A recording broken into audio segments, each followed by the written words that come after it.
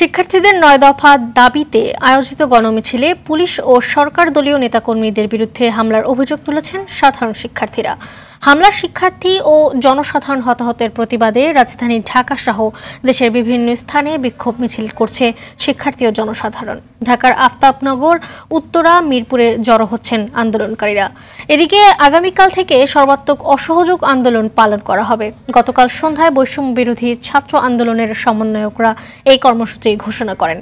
এদিকে সকাল থেকে রাজধানীতে স্বাভাবিকভাবে যান চলাচল করছে।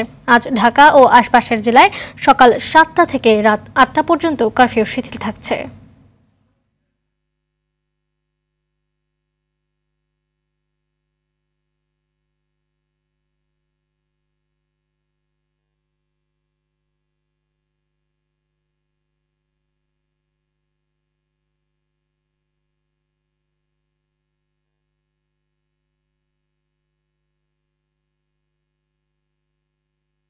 দর্শক, রাজধানীর উত্তরা এলাকায় রয়েছেন সহকর্মী সুমন তানভীর। সেখানকার পরিস্থিতি জানাতে সরাসরি যোগ দিচ্ছেন তিনি।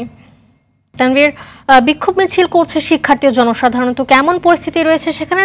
এই বিষয়ে কি কি তথ্য আছে আপনার কাছে জানাবেন আমাদের।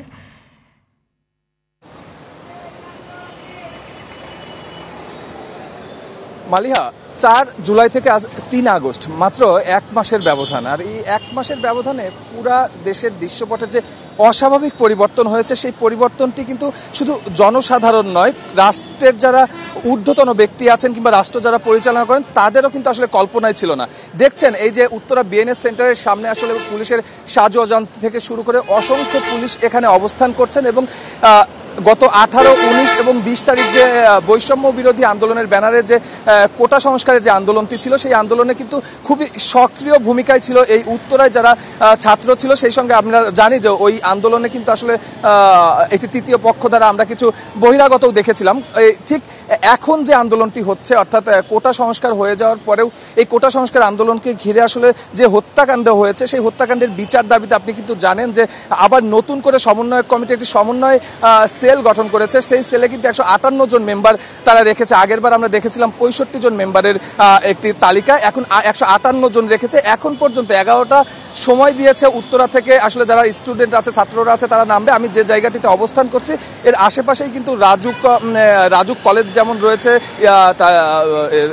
সেই সঙ্গে আরও কিছু ইউনিভার্সিটি যেগুলো আসলে 15 নম্বর সেক্টরে গিয়ে পড়েছে, শান্তা মরিয়ম বলেন, ওয়ার্ল্ড ইউনিভার্সিটি বলেন, সেই ইউনিভার্সিটিগুলো রয়েছে এবং সেই ইউনিভার্সিটির ছাত্ররা কিন্তু এখানে আসবেন। এবং প্রতিদিনের আন্দোলনের নিয়ম অনুযায়ী আমরা যেটি দেখেছি যে আসলে বিএনএস সেন্টার, অর্থাৎ তারা যে জায়গাটি আসলে নির্ধারিত স্থান হিসাবে দেয়, সেই জায়গাটি থেকে তারা কিন্তু আসলে খুব সচরাচর বের হয় না। তারা জমজম টাওয়ারের ওই 11 নম্বর সেক্টরের ওই পাশ থেকে মাঝে মধ্যে বের হচ্ছে, জসিমউদ্দিনের ওই পাশ থেকে মাঝে মধ্যে বের হচ্ছে, 6 নম্বর সেক্টরের ওই পাশ থেকে মাঝে মাঝে বের হচ্ছে। তবে পুলিশ এখানে যারা আছেন, তাদের ঊর্ধ্বতন যারা আছেন, তারা বলছেন যে সব জায়গায় তারা সতর্ক দৃষ্টি রাখছেন। তবে গতকাল এই উত্তরার আন্দোলনের একটি বিষয় যদি আসলে বলতে চাই, যে গতকাল কিন্তু আসলে আওয়ামী লীগের যারা নেতাকর্মী আছেন তাদেরও কিন্তু আমরা মাঠে দেখেছিলাম। তো আজকে যদি আসলে সেই অর্থে আওয়ামী লীগের নেতাকর্মীকে মাঠে দেখা যায়, তাহলে কিন্তু আসলে সংঘর্ষটা আসলে কোন পর্যায়ে যাবে কিংবা আসলে সংঘর্ষটা তৈরি হলে পুলিশ যারা আছে তারা আসলে আদৌ সেটি নিয়ন্ত্রণ করতে পারবেন কিনা, সেটি কিন্তু আসলে ভাবার বিষয় আছে।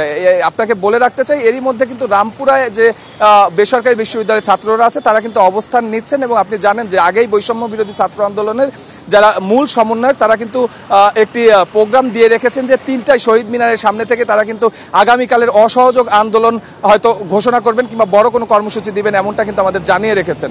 তো এই ছিল আসলে উত্তরা থেকে এই কোটা বিরোধী আন্দোলনের সর্বশেষ। ধন্যবাদ আপনাকে।